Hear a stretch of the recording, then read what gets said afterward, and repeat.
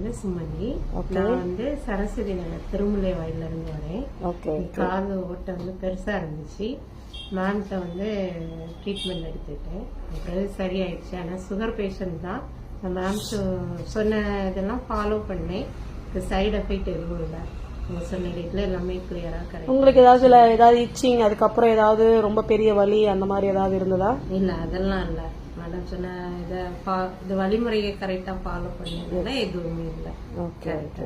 இப்ப உங்களுக்கு காது குத்திட்டீங்க இன்னைக்கு. ஹாப்பியா நீங்க? Okay, thank you.